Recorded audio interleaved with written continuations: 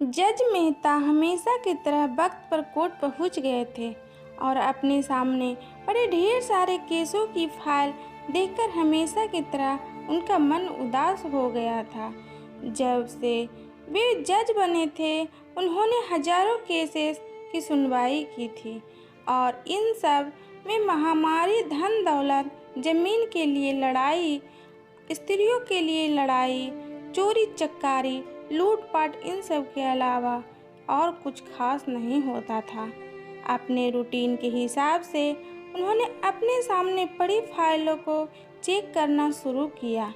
दूसरी फाइल उन्होंने उठाई ही थी और उस पर उनकी नज़रें टिक गई। उन्हें यह केस बाकी सबसे अलग और ख़ास लगा। उन्होंने इस फाइल को पूरा पढ़ डाला। यह केस एक छोटे भाई ने अपने बड़े भाई पर किया था और केस करने का कारण था मां की कस्टडी पाना। मेहता जी ने सबसे पहले इसी केस की कार्रवाई करने का फैसला किया। कोर्ट में सब हाजिर हो गए। जज ने सबसे पहले छोटे भाई को अपनी बात रखने का मौका दिया। छोटे भाई ने कहा, जज साहब, मेरी उम्र 50 वर्ष है और मेरे बड़े भाई की उम्र 60 वर्ष है।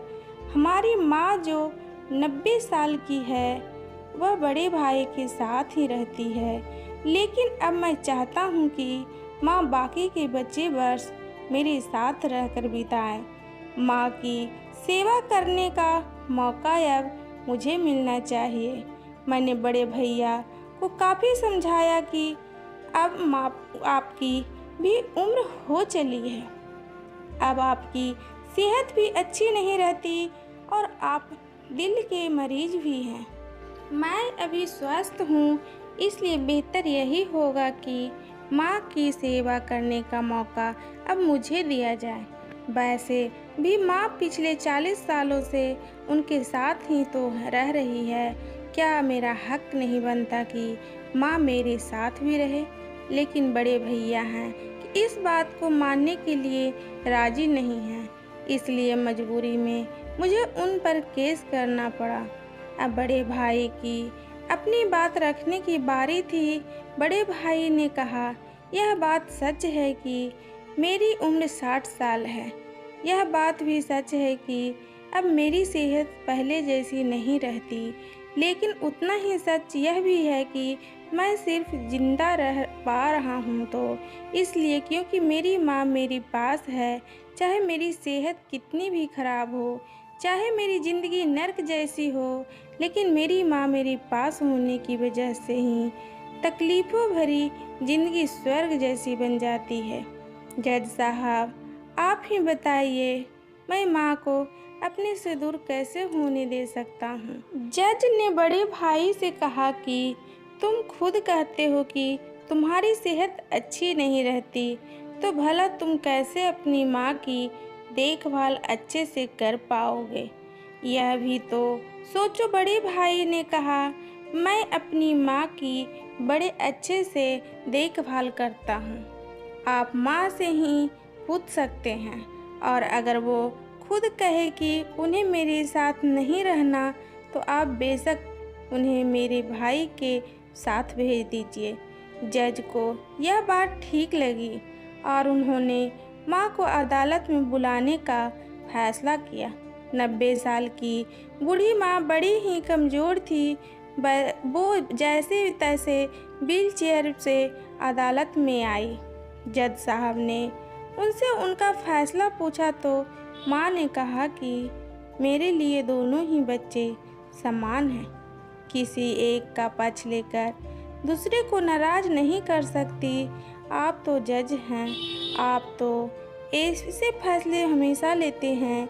आप जो भी फैसला लेंगे वह मेरे लिए आखिरी फैसला होगा और मैं चुपचाप उसे मान लूँगी। जज साहब बहुत परेशान हो गए। उन्होंने अपनी पूरी ज़िंदगी में ऐसा अनोखा केस कभी नहीं देखा था।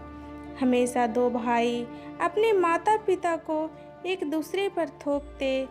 एक कहता तुम रखो तो दूसरा कहता तुम ही रखो। जज का आश्चर्य तब और भी ज़्यादा बढ़ गया जब उन्हें पता चला कि माँ के पास दोनों बेटों को वसीयत में देने के लिए फूटी कौड़ी भी नहीं थी। बड़े सोचने विचारने के बाद जज ने फैसला किया कि माँ को अब छोटे भाई को सौंप देना चाहिए। ये फैसला सुनते ही बड़ा भाई जमीन पर बैठ पड़ा और फूट फूट कर रो पड़ा। उसे रोता देख कोर्ट में हाजिर सभी के साथ जज की भी आंखों से आंसू बह निकले। दोस्तों, अपने भाई भाई की लड़ाई बहुत देखी होगी, लेकिन जैसे इन दोनों भाइयों ने अपनी माँ के लिए लड़ाई की वैसी लड़ाई कभी नहीं देखी होगी। दोस्तों, इस कहानी से और इस दोनों भाइयों से हमें सीख मिलना चाहिए कि अपने माँ बाप का कर्ज कैसे उतारा जाता है और माँ बाप की सेवा कैसे निस्वार्थ भाव से की जाती है। दोस्तों, इस स्टोरी के बारे में आपका क्या राय है? कमेंट करें, लाइक करें। चैनल पर नए हैं तो सब्सक्राइब करें। वीडियो देखने के लिए बहुत बहुत धन्यवाद।